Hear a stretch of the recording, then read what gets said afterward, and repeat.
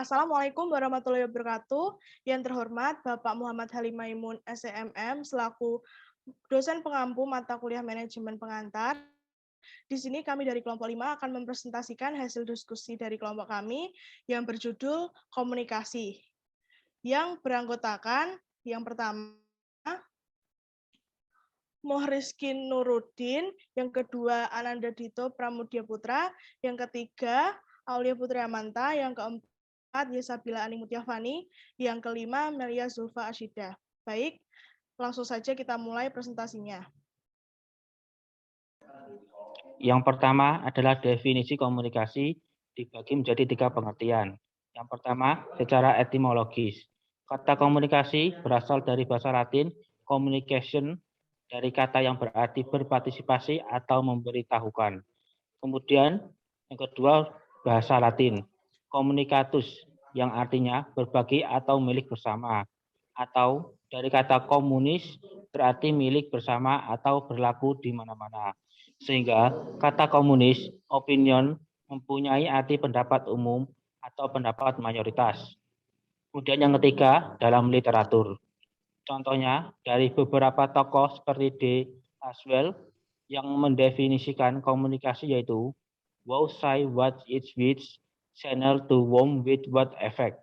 Kemudian definisi Howard mengatakan bahwa communication as the process by which an individual, the communicator, transmits stimuli, usually verbal symbol, to modify the behavior of the other individual communication.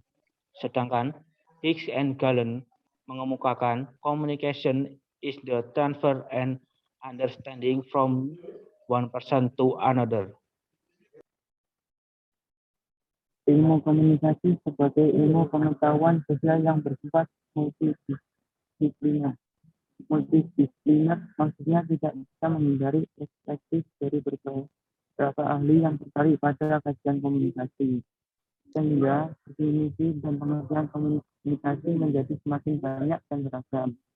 Masing-masing mempunyai penekanan arti, cakupan, konteks yang berbeda satu sama lain.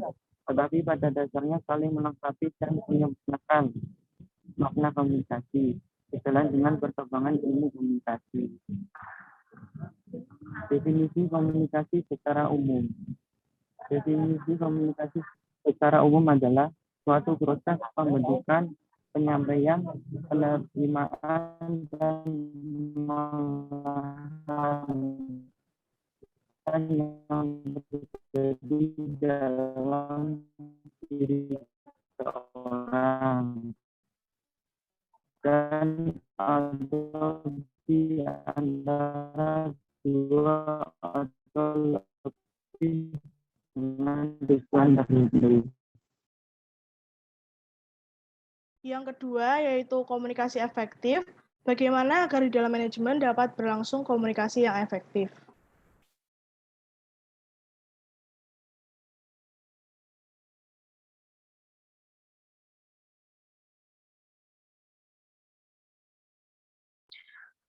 Apa sih komunikasi efektif itu? Berkomunikasi efektif berarti bahwa komunikator dan komunikan sama-sama memiliki pengertian yang sama tentang suatu pesan. Oleh karena itu, dalam bahasa asing orang menyebutnya the communication isn't tune, yaitu kedua belah pihak yang berkomunikasi sama-sama mengerti apa pesan yang disampaikan. Kenapa komunikasi yang efektif sangat penting? Proses komunikasi akan efektif apabila komunikator melakukan peranannya, sehingga terjadi suatu proses komunikasi yang baik dan sesuai dengan harapan, di mana gagasan-gagasan atau ide yang dibahas dalam suatu musyawarah antara komunikator dengan komunikan dan terjadi pemahaman tentang informasi atau segala sesuatu hal menjadi pokok dari pembahasan untuk mengarah pada kesepakatan dan kesatuan dalam berpendapat. Komunikasi yang efektif sangat berpengaruh terhadap proses keberhasilan komunikasi dalam menyampaikan pesan yang diinginkan. Organisasi sangat memerlukan hal ini karena tanpa komunikasi, yang efektif di antara berbagai pihak yang terlibat di dalamnya akan menyebabkan kurangnya pemberian pelayanan yang baik. Komunikasi akan terlaksana dengan baik bila direncanakan dan disusun dengan penggunaan manajemen komunikasi.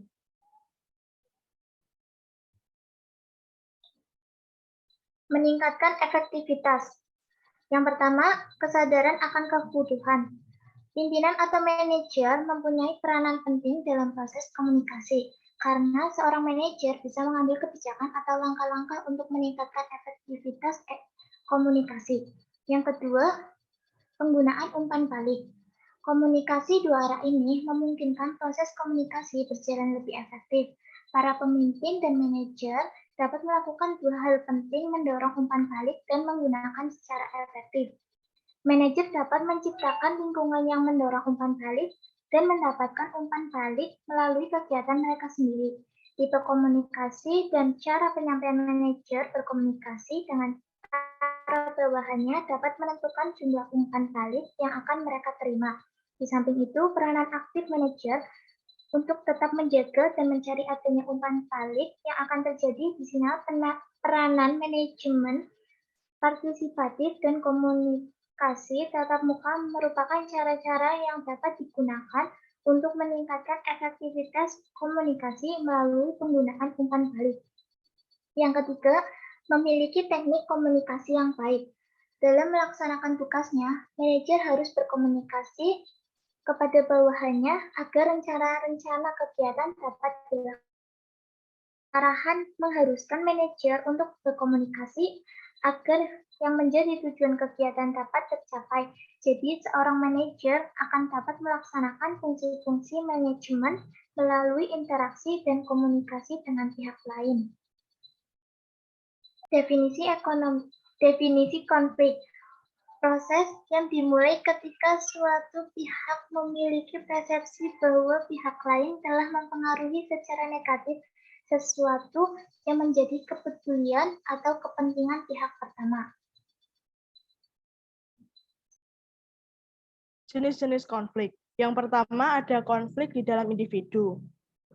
Konflik ini timbul apabila individu merasa imbang terhadap pekerjaan mana yang harus dilakukan. Bila berbagai permintaan pekerjaan saling bertentangan atau individu diharapkan untuk melakukan lebih dari kemampuannya. Yang kedua, konflik antara individu dan kelompok.